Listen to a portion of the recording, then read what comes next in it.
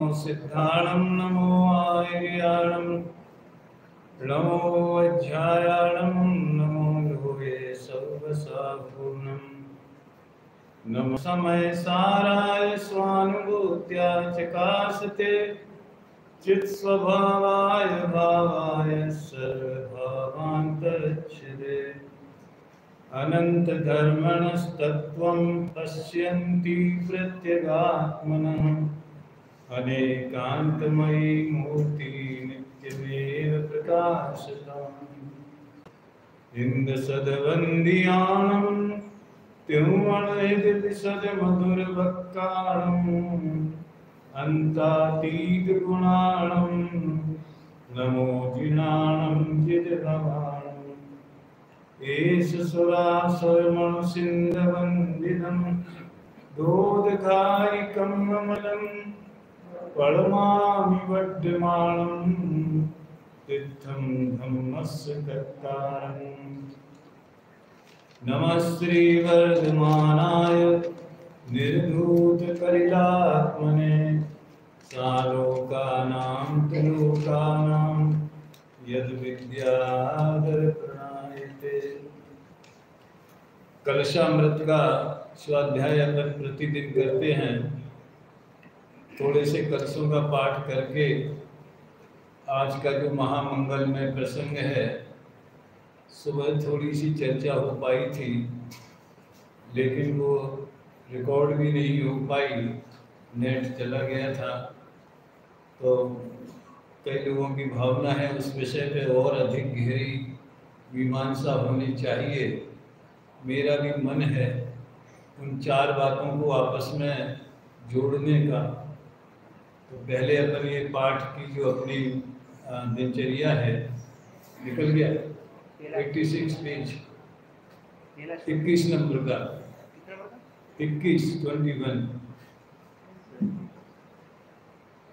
वास्तव में देखा जाए तो जितना भी स्वाध्याय है वो सब अनंत तीर्थंकरों की वाणी की परंपरा की ही देन है।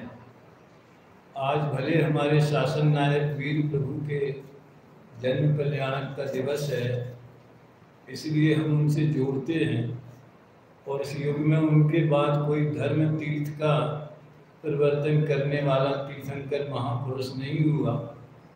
तो उन्हीं की धारा, अभी उन्हीं का शासन चल रहा है। और ये कब तक चलेगा? 84,000 वर्ष बाद तक। ये पंचम काल में तो, फिर बाद में तो विच्छिन्नति हो जाएगी, छठवें काल में तो। और फिर पुनः जब महापद्म नाम के पहले तीर्थंकर होंगे, जो महावीर प्रभु के समूह शरण के ही प्रथम श्रावकोत्तम श्रोता रहे, वे तीर्थंकर बन के इसी भारत में पुनः मनुष्य पर्याय ग्रहण करेंगे और नया शासन उत्सर्पणी काल का पुनः चालू होगा। कई बातें हैं, अपन पहले इसका आनंद लेते हैं वीर की वाणी कलशों के माध्यम से। आप सब साथ में पढ़ेंगे, दो दो पंक्ति बाद में आए ना इसमें आगे। जैसे भी हो स्वतः अन्य के उपदेशों से, वेद ज्ञान मूलक विचल अनुभूति हुई हो।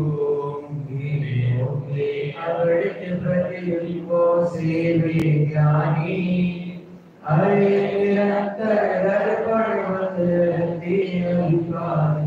आजन्म के समोह को हे जगत जन तुम छोड़ दो, हर रसिक जन को जो रुचि उस ज्ञान के रस को चखो। के साथ जिनका कभी भी होता नहीं, हर स्वयं से अन्य कभी होता नहीं। निज तत्व का कौतूहली हर पड़ोसी मन देह का, हे आत्मन जैसे बनो अनुभव करो निज तत्व का। जब पर से सुशोभित स्वयं को शीघ्र ही तुम छोड़ दोगे देह से एकात्म के इस मोह को। लोक मानस रूप से रवि तेज अपने तेज से जो हरे निर्मल करें दस दिश कांतिमय तन तेज से। जो रवि से भावे कान में अमृत बने उन सरस लक्षण से जिन सूर्य को अंतन करे। प्राकार से कवलित किया जिस नगर ने आकाश को हर गोल गहरी खाई से है पी लिया पाताल को। सर्वभूमि तल को रस लिया उपवनों के सौंदर्य से अद्भुत अनुभव संसार से। गंभीर सागर के समान महान मानस मंग है नित्य निर्मल निर्विकारी सो व्यवस्थित अंग है। सहज ही अद्भुत अनुपम अपूर्व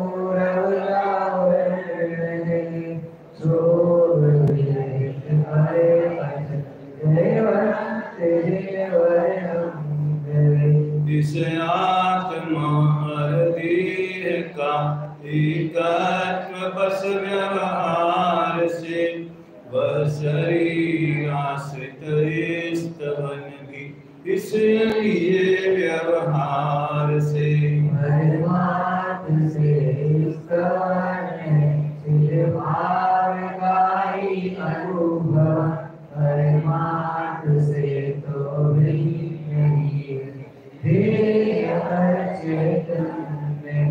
इस आत्मा हर देह की एकत्व को नए योक्ति से निर्मूल ही जब कर दिया तत्वज्ञ मुनिवर देव ने यही भावना है। भाव नहीं सजो आत्मा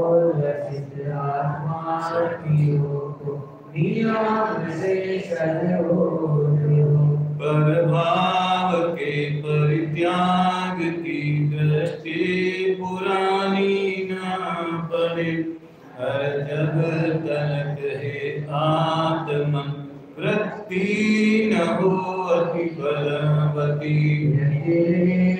जो पर भाव से आत्मा शीघ्र ही अनुभूति में उतना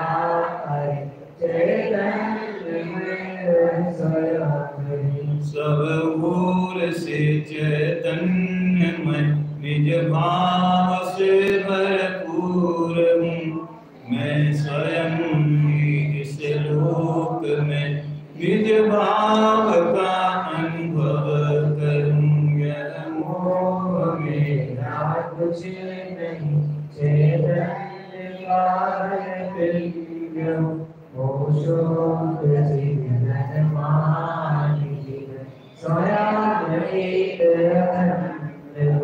बस इस तरह सब अन्य भावों से हुई जब भिन्नता तब स्वयं को उपयोग ने स्वयं वही धारण किया।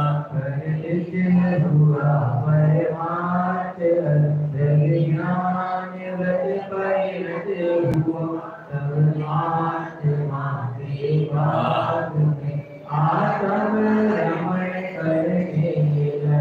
सुख शांत रस से लबाल यह ज्ञान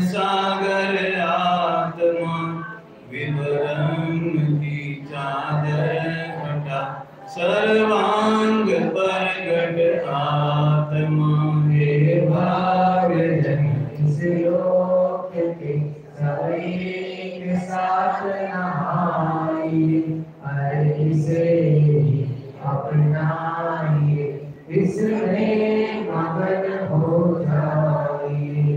हे भाग्य जन इस लोक के सब एक साथ नहाइए, इसे ही अपनाइए, इसमें मगन हो जाइए। बहुत सुंदर पद्यानुवाद दादा का भी है, सरल बोधगम्य आनंद रस से उछलता हुआ। आज सुबह अपन ने वीरनाथ भगवान के जन्म कल्याणक महोत्सव पर चर्चा प्रारंभ की थी। दो प्रसंग एक साथ जुड़ गए और सहज ही अपनी गाड़ी पूज्य गुरुदेव श्री के परिवर्तन के प्रसंग में चली गई। वो अचानक चली गई ऐसा नहीं है, मन में तो था ही। और संयोग ऐसा बना कि जो भाव सुबह आए थे वे रिकॉर्ड नहीं हो पाए। और आजकल ये बड़ी मुसीबत है, रिकॉर्डिंग का लोभ बहुत खतरनाक है। लेकिन इससे हम अपने कई दूसरे साथियों को भी भेज सकते हैं, बाद में भी लोग सुनते हैं। 4 बिंदु आए थे जिसमें हमको प्रवीण भाई ना जीतू भाई का मैसेज भी आया था कि आप ये 4 बिंदु हमें दोबारा लिख के भेज दें। तो वीर भगवान के समग्र जीवन को कम से कम इस पर्याय, महावीर वाली पर्याय के जीवन को, न केवल जीवन को बल्कि उनकी साधना, साध्य दशा और देशना, 3 बातें आई। साधना यानी शेर की पर्याय से लेकर के और महावीर बनने तक की जो यात्रा थी, साधना। साध्य दशा यानी जो अनंत और सिद्धत्व प्रकट हो गया, और अनंत दशा में जो देशना, जिनवाणी, उन सब का सार जो अपन सबके आत्महित के लिए आवश्यक है, उसे अपन 4 बिंदुओं में बांट सकते। आचरण में अहिंसा, वाणी में स्यादवाद, पहले इसका क्रम ऐसा होना चाहिए। आचरण में अहिंसा, विचारों में अनेकांत, वाणी में स्यादवाद और जीवन में अपरिग्रह। आप कह सकते हैं कि इसमें मिथ्यात्व की बात तो आई नहीं, सम्यक दर्शन की बात तो आई नहीं, रत्नत्रय की बात तो आई नहीं। उनको कहाँ रखेंगे अपन, उसको कहाँ शामिल करें? क्योंकि भगवान ने और उनकी परंपरा में जो गणधर देव और आचार्य हुए, उन सब ने सम्यक दर्शन ज्ञान चारित्र को एक स्वर से सारा द्वादशांग रत्नत्रय को ही मोक्ष मार्ग कहता है। तो आपको उसमें भी, उनको भी इसमें शामिल करना चाहिए। 4 के बजाय 7 पॉइंट बना लो। कोई फर्क नहीं पड़ता। कहने की शैलियाँ तो अनेक हो सकती हैं, लेकिन अहिंसा में सब कुछ समाया है। आप लोगों ने शायद पढ़ा नहीं होगा, अभी प्रशिक्षण शिविर लगेगा तो सबको बैठना चाहिए, छोटे बड़ों सबको, चाहे परीक्षा में बैठो चाहे नहीं बैठो, क्लास में तो बैठनी चाहिए। जब सतपथ दर्शन के 1000 प्रश्न आप तैयार कर सकते हो है, और उसमें इतनी मेहनत कर सकते हो, तो ये कम से कम सुन तो सकते ही हो, लेकिन क्या पढ़ाते हैं, कैसा पढ़ाते हैं। है जी, बाल बोध, हाँ बाल बोध प्रशिक्षण में, बाल बोध प्रशिक्षण में बैठने लायक है। एक दूसरी सीनियर है प्रवेशिका, वो जो बाल बोध कर लेते हैं उसके बाद उनको एडमिशन मिलता है उसमें।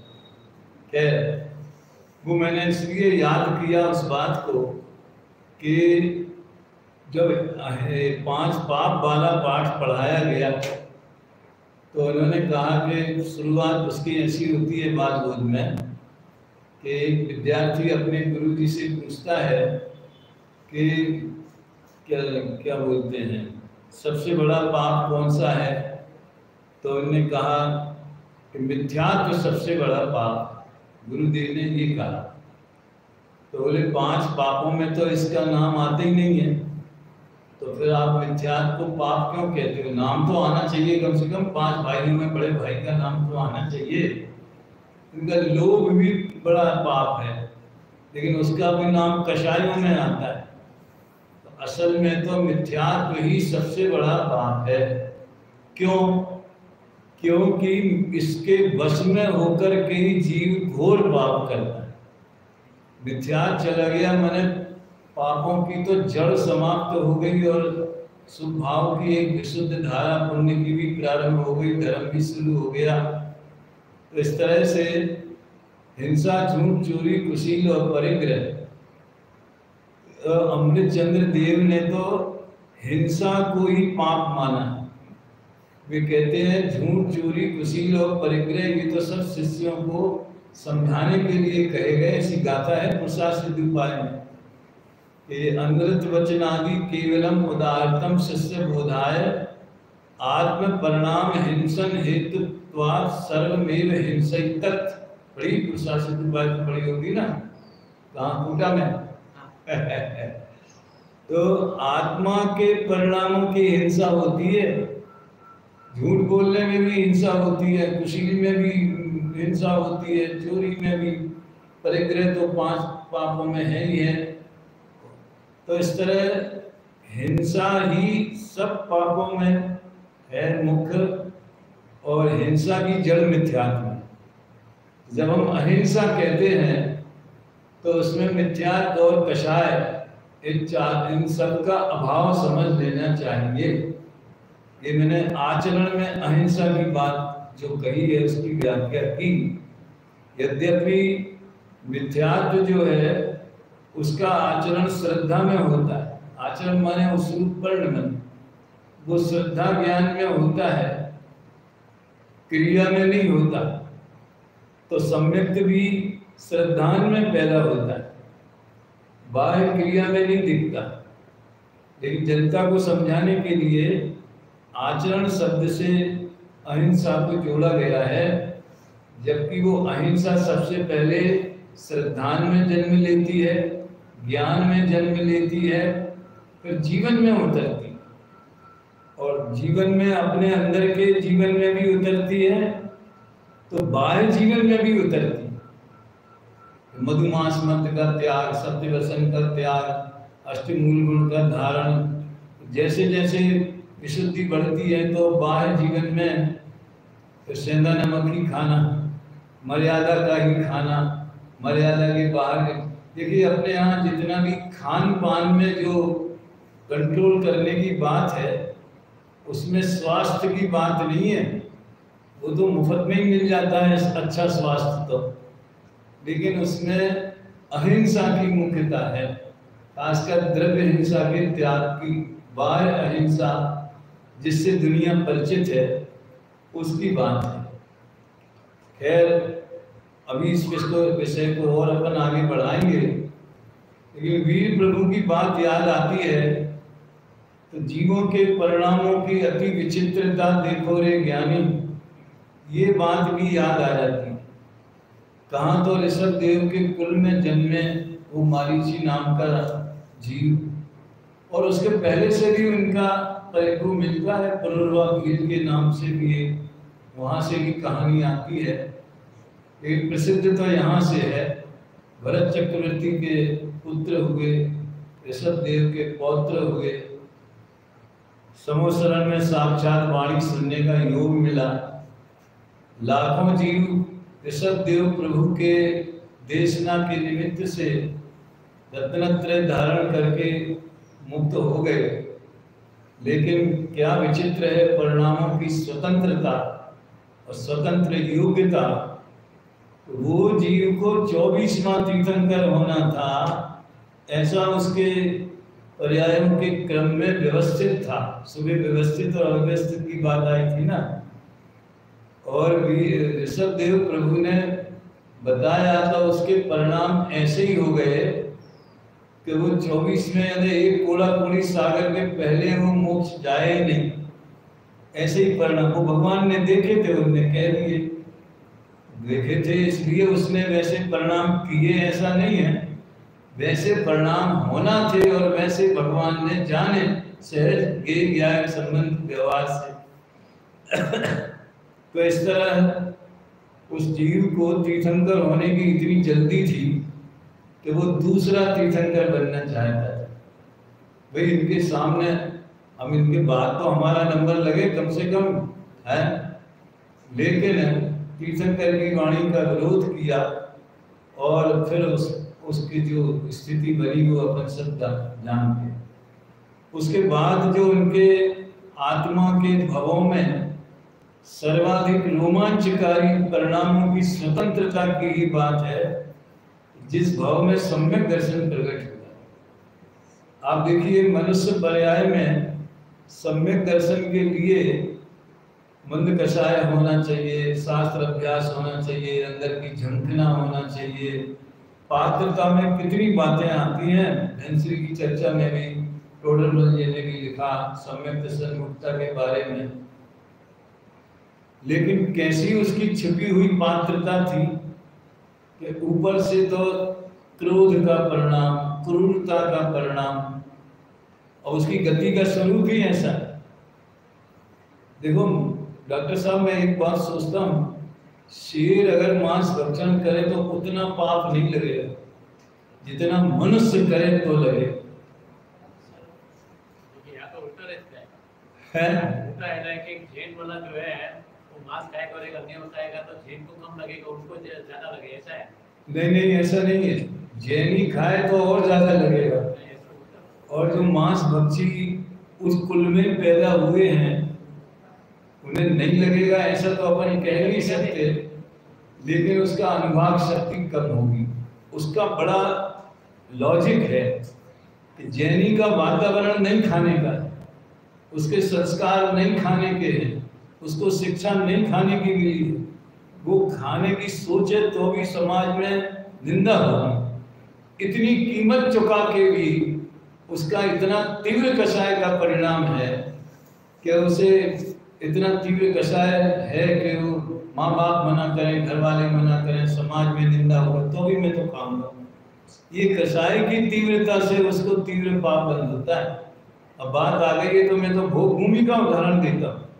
भोग भूमि में व्रत आदि नहीं होते तो भी वहां से जीव गारंटी से स्वर्ग ही जाता है। भोग भूमि से तिरछो के मनुष्य वो वहां से स्वर्ग में ही जाते हैं, कर्म भूमि वाले तो सब जगह चले जाते हैं। तो इसका क्या कारण है? अपन उनके बराबर तो भोग नहीं भोग सकते, उनकी बराबर तो अपनी शक्ति नहीं है, वातावरण नहीं है, लेकिन वहां ईर्ष्या नहीं है, दूसरे के भोगों पे कब्जा करने की बात नहीं है। जो सहज पुण्य के उदय से उपलब्ध है उसे सहज भाव से भोगना है, इसलिए वो भोग मंद कषाय पूर्वक भोगे जाते हैं। और यहाँ तो हम जितना है उससे कई गुना चाहते हैं, दूसरे को मिले तो उससे ईर्ष्या रखते हैं, इत्यादि ये सब बातें हैं। तो परिणामों का खेल बड़ा विचित्र है, ये मुझे कहना है। मांसाहारी पशु वो भी सुमित को पात्र हो गया, बताओ, और होनहार ऐसी उज्जवल उसकी प्रकट हुई। गुरुदेव ने तो 4-5 दिन पहले अभी प्रवचन सार के प्रवचन में ही वो चित्र खींचा था कि मुनिराज ऊपर से आ रहे हैं और वो सोच रहा है कि ये कौन है जो हमारे से डरते नहीं हैं, और कैसी उनकी भाषा होगी और कैसी वो शेर की भाषा होगी, और पात्र जीव को सब समझ में आ गया छयोक्षम ज्ञान में है, और वो बड़ा रोमांचक चित्र है। तब से समझ लो उसके जीवन का जो महावीर बनने का जो एक आंदोलन था उसका प्रारंभ वहां से हुआ। फिर तो 10 भाव तक कभी देव कभी मनुष्य, कभी देव कभी मनुष्य, ऐसा होते होते यहाँ पर आया। और यहाँ का भी जीवन सीधा सपाट, बिल्कुल कोई ज्यादा उसमें उतार चढ़ाव नहीं। 30 वर्ष तक तो कुमार काल या राज अवस्था में रहे या राजकुमार रहे, फिर 12 वर्ष तक मुनि अवस्था में रहे, फिर 30 वर्ष तक अनंत अवस्था में। ऐसा जीवन था। हम और आप जो हैं महावीर प्रभु से जुड़ते हैं, एकमात्र उनकी वाणी ही ऐसी चमत्कारिक चीज है जो सारे समझ लीजिए भव्य जीवों को वीर प्रभु से जुड़ने का माध्यम बनती। वाणी नहीं होती तो फिर हमारे लिए क्या के महावीर पर मान लो 66 दिन तक नहीं खिरी तो खिरती नहीं, एक तो ऐसा होता नहीं है, खिरी तो कम से कम है। और 66 दिन वाली घटना को मैं अभी नहीं छेड़ूंगा, उसके अलग लाइन है। लेकिन अहिंसात्मक आचरण की बात जो है वो अपने आत्मा से प्रारंभ होती। अपने आत्मा को मिथ्यात्व और कषाय से बचाना, ये आचरण की अहिंसा है। और वो जिसके जीवन में होती है परिणामों में, फिर उसके खाने पीने में, वाणी में, बोलने में, मन वचन काय की क्रियाओं में वो झलकती। जैसे फूल खिलता है तो उसकी सुगंध बाग में फैलती है, वैसे अंदर के परिणामों की सुगंध जीवन के रहन सहन में, बोलचाल में आती। फिर प्रभाव, लोग उससे प्रभावित होने लगते हैं। तो सारी जनता जो जैन कुल में नहीं जन्मे हुए हैं तो अभी वो महावीर प्रभु को अहिंसा के नाम से ही जानते। और जैसा कि मैंने सुबह कहा था कि अहिंसा के बारे में आज बहुत से भाषण हुए हैं, हो चुके होंगे।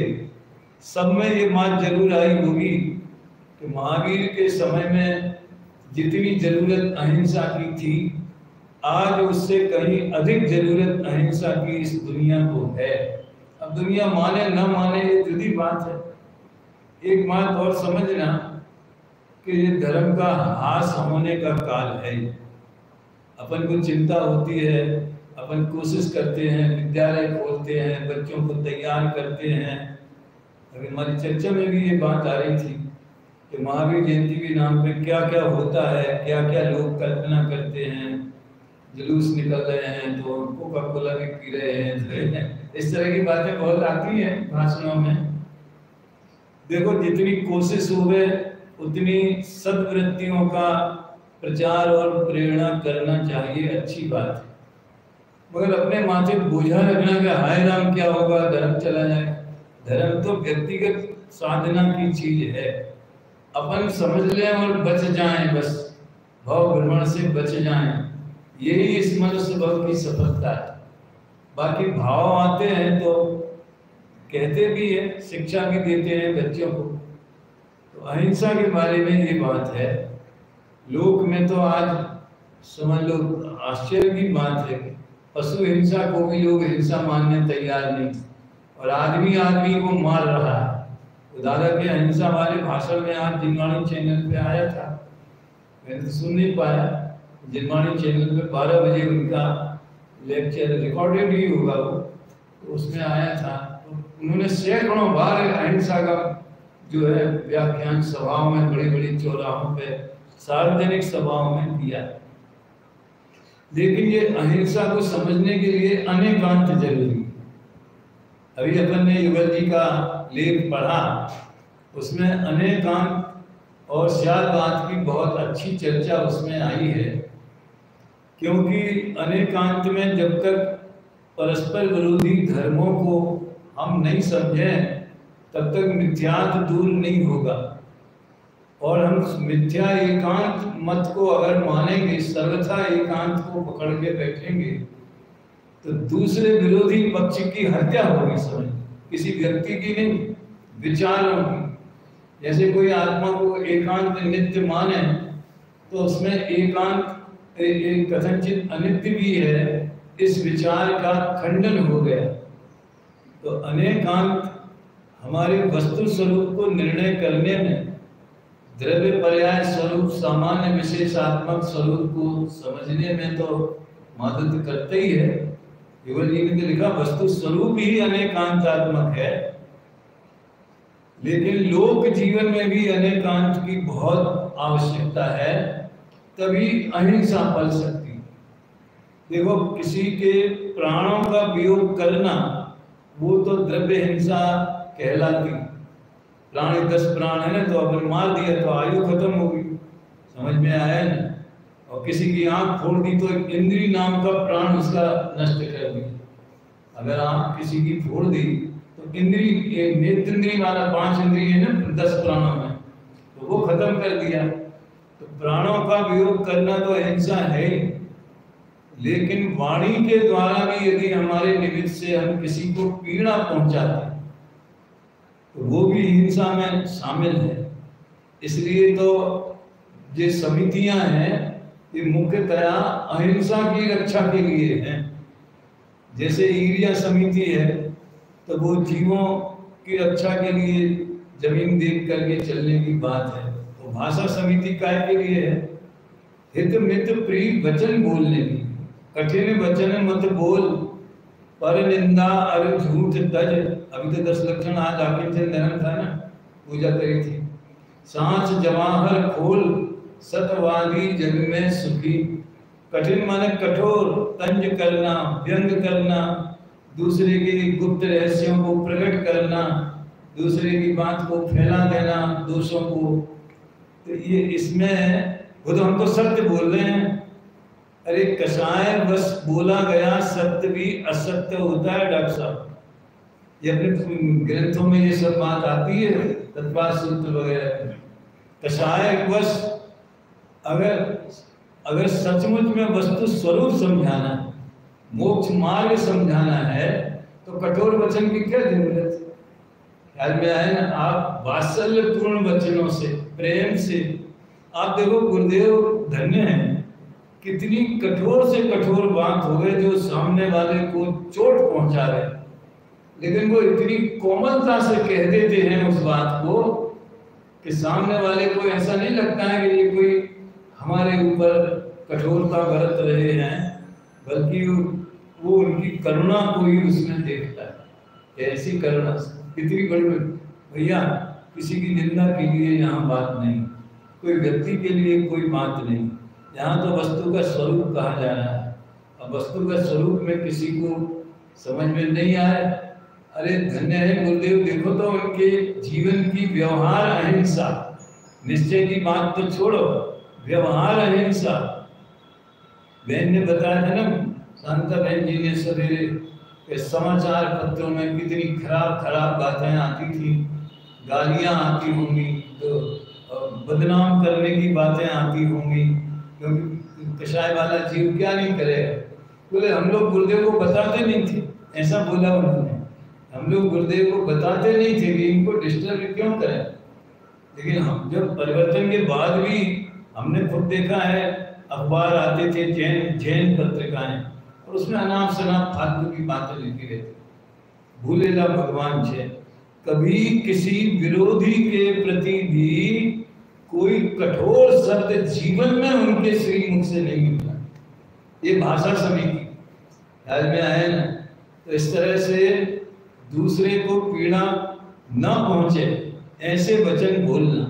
और ये कब संभव है कि जब हम व्यवहारिक धरातल पर भी सामने वाले की बात को सुने तो शांति से, और फिर अगर पसंद आए तो फिर बहुत बहुत धन्यवाद, नहीं आए पसंद, भाई तुमने कहा सो ठीक, परंतु टूडरमल जी का परंतु कब काम में आएगा है?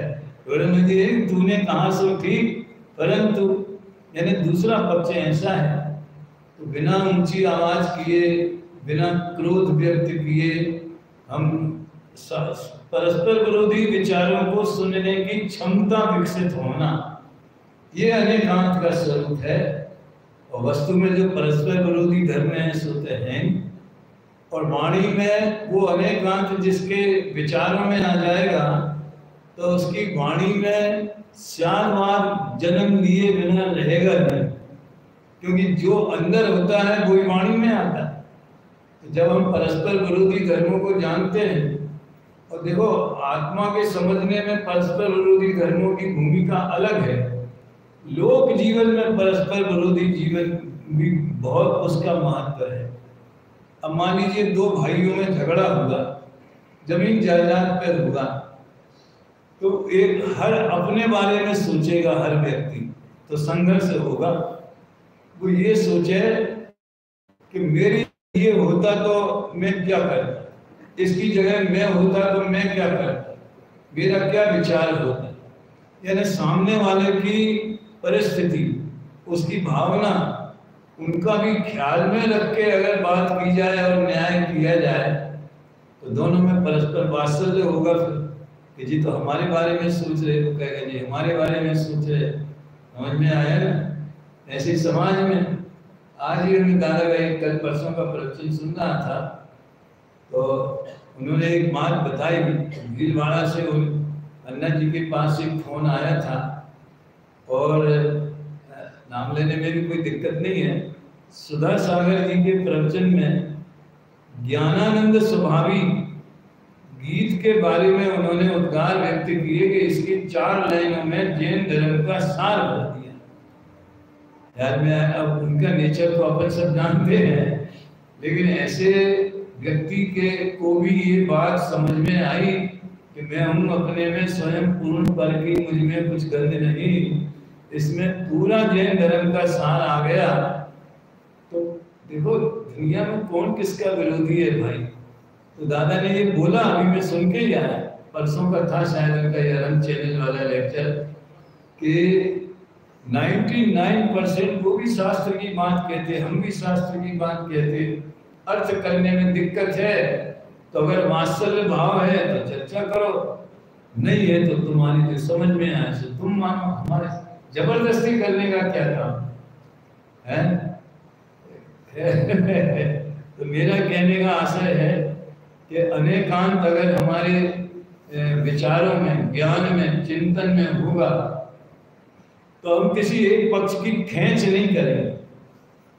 ख्याल में आए ना। फिर हम बराबर अपेक्षा लगा करके, किस अपेक्षा से और किस प्रयोजन से। देखो प्रयोजन अगर ध्यान में नहीं रहे तो अकेली अपेक्षा लगाने से कोई फायदा, काय को लगा रहे। धर्म दृष्टि से नित्य है ये जानने से क्या फायदा है, पर्याय दृष्टि से अनित्य है ये जानने से क्या फायदा है। तो इस तरह स्यादवादमयी वाणी जो है वो एक बहुत सुंदर मधुर वातावरण की रचना उससे होती। मालिक है वो नौकर की मजबूरी समझे, नौकर है वो मालिक की मजबूरी समझे, तो कभी हड़ताल होगी, फिर नौकर चोरी करेगा, फिर मालिक शोषण करेगा, है। ये तो लौकिक जीवन की बातें हैं ना डॉक्टर साहब। तो ये स्यादवाद जो है हमारी वाणी को समन्वयात्मक बना देता है। यहाँ कोई तू भी सच्चा मैं भी सच्चा, सब मिथ्यात्वों के समन्वय की बात नहीं है। अपेक्षा लगा दो तो वो चीज जैनी की होगी। कल परसों वीर सागर को सुना रहे थे कोई कारिका, हे भगवान जितनी भी अन्य दर्शनों में बातें हैं वो सब आपके वचन रूपी चंद्रमा की ही किरणें उधर पहुंची हुई, और एक पक्ष को पकड़ लिया बाकी का निषेध कर दिया तो मिथ्यात्व खड़ा हो गया। ऐसी बातें। तो ये अनेकांत और स्यादवाद अहिंसा को जन्म देता है, अंतरंग अहिंसा को जन्म देता है, यानी उससे मिथ्यात्व का नाश होता है। अनेकांत में वस्तु स्वरूप समझने से सम्यक एकांत प्रकट होता है, उससे मिथ्यात्व का नाश होता है। और वो जब वाणी में और जीवन में वाणी में आ जाता है तो फिर दूसरा वातावरण भी, बाह्य अहिंसा भी उससे प्रकट हो जाता है। इसलिए अनेकांत और स्यादवाद अहिंसा की आधारशिला है। और जब जीवन में ये चीज आएगी, हम दूसरे की आवश्यकताओं को भी समझेंगे, तो नाजायज कब्जा क्यों करेंगे। कम से कम इतना तो अपरिग्रह हमारे जीवन में होनी चाहिए कि जो चीज हमें पुण्य के उदय से सहज मिली है उसी में संतुष्ट रहें, और उसमें दूसरे का माल हड़पने की चेष्टा तो नहीं करें। कम से कम परिग्रह नाम का पाप जब अति तीव्र लेवल पर आ जाए तो चोरी को जन्म देता है। चोरी जो है वो परिग्रह की पराकाष्ठा है। समझ में, न्याय से हो अन्याय से हो, टैक्स चोरी करके, बेईमानी करके, छल करके, झूठ बोल के, व्यापार में झूठ बोल के, ये जो मिलावट है है। आज को किसी नेता का मैं क्लिप सुनना था कि हमको आज़ादी इसलिए मिली है कि हम मिलावट करें, भ्रष्टाचार करें, दूध में यूरिया मिलाएं, क्या इसलिए आज़ादी मिली है? ऐसा बड़ा बढ़िया वो कोई पुष्पेंद्र जी है क्या है, ऐसा बोल रहे थे। तो कहने का आशय ये है कि अगर जीवन में ये मिथ्यान चला गया तो सवाल ही नहीं, तो सातों व्यसन से रहित मंगलमय जीवन हो गया। फिर उसके जीवन में बाहर चोरी तो हो ही नहीं सकती, लेकिन निश्चय चोरी भी नहीं होती कि पर को अपना मानना। दूसरा, लौकिक दृष्टि से देखा जाए तो अपरिग्रही जीवन जो है वो बहुत परम शांति का, सुख का कारण। लौकिक दृष्टि से मैं बात करता हूँ। अपने यहाँ एक अमेरिका के भाई थे ना जिनने फ्लैट ले लिया था, अमेरिका के थे, नाम भूल गया, पर फेस याद है मुझे। यहाँ एक शायद गुनगुन कहान में कोई फ्लैट, न्यू कहान नगर में है, मेरे दूसरे भी थे, डॉक्टर थे क्या, चलो ठीक है।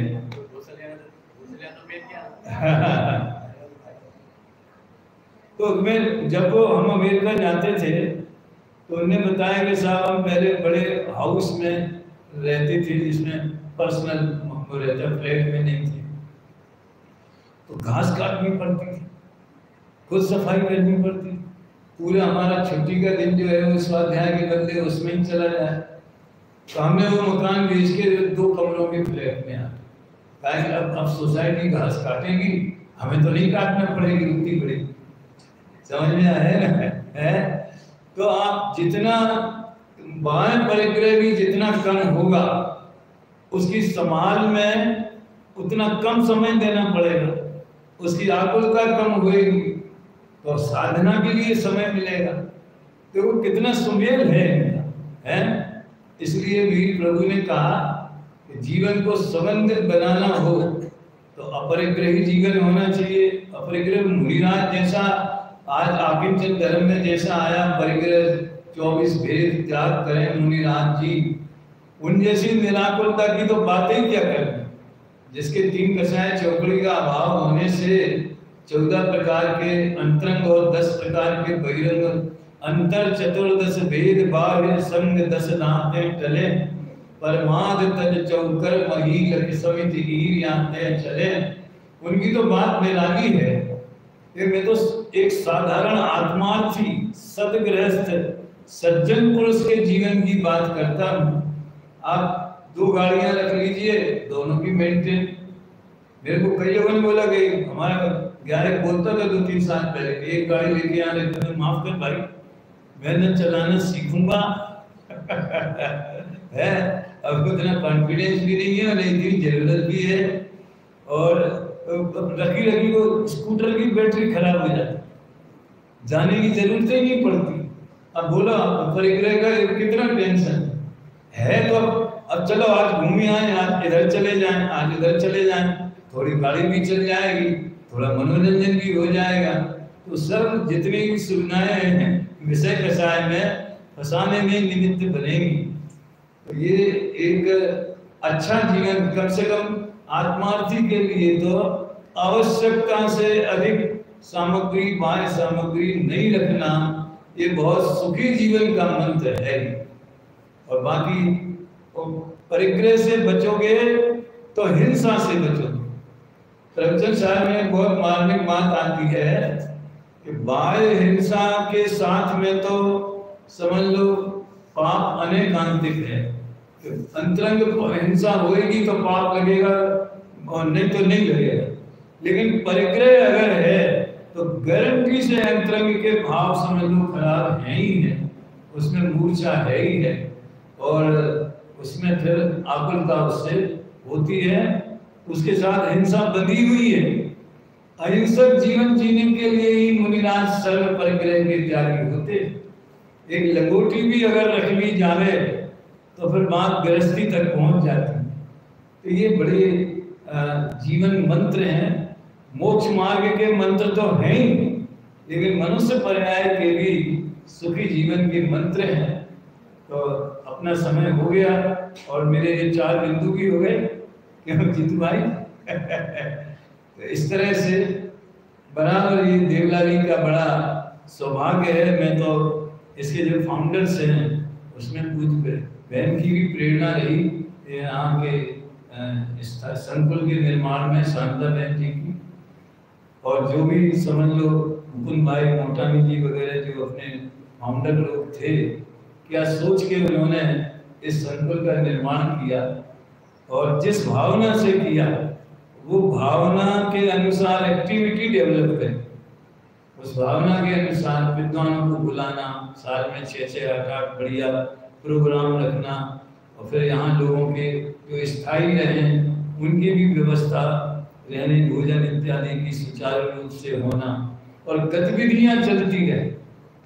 ये सबसे बड़ी बात है। मुझे तो वो दिन याद आते जब जसवंत यहाँ था, अपना विद्यार्थी था, शास्त्री खेरागढ़ का बहन का भाई था, जमुना बहन का जसवंत था। फिर बाद में कुछ दिनों तक जयराजन भी रहे, हाँ यशवंत रहे। फिर एक जयराजन तमिल के थे, वो 1 साल रहे। फिर मनीष जी रहे मेरठ वाले, वो भी यहाँ रहे। उनके बाद में हम आए, उनके सामने ही हंचन जी आ चुके थे। लेकिन विद्वानों को भी जो रिटायर लाइफ वाले हम लोग हो गए, आजीविका की चिंता से मुक्त हो गए, तो देवलाली से बढ़िया दूसरा कोई स्थान हमें नहीं लगता है, क्योंकि यहाँ साधनियों का भी समागम है। कोरोना काल में धारा भंग हो गई, दोबारा चालू हो गई है, और गुरुदेव की वाणी भी गूंजती है, उसमें चर्चा भी होती है, स्वाधीनता भी है, कोई प्रतिबंध भी नहीं, स्वतंत्र जीवन। सोचना तो भागने की मत सोचना। चलो अभी हो गया, यही विराम दे। वीर हिमाचल तैनिक सी गुरु गौतम के मुख कुंड ढरी है, मोह महाचल भेद चंगी जग की जड़ता तप दूर करी है। ज्ञान पयो निधि माही रवि बहु भंग तरंगनी सौचरी है। तासुचि शारद गंगन की प्रति में अंजुलि कर शीश धरी है। या जग मंदिर में अनिवार्य अज्ञान अंधेरो छयो अति भारी। श्री जिन की धुनि दीप शिखा सम जो नहीं होत प्रकाशन हमारी। तो किस भांति पदार्थ भांति कहाँ लहते रहते अविचारी। या विधि संत कहे धनी है जिन मैंने बड़े उपकारी। या वाणी के ज्ञान थे सूझे लोकालो। सो वाणी मस्तक न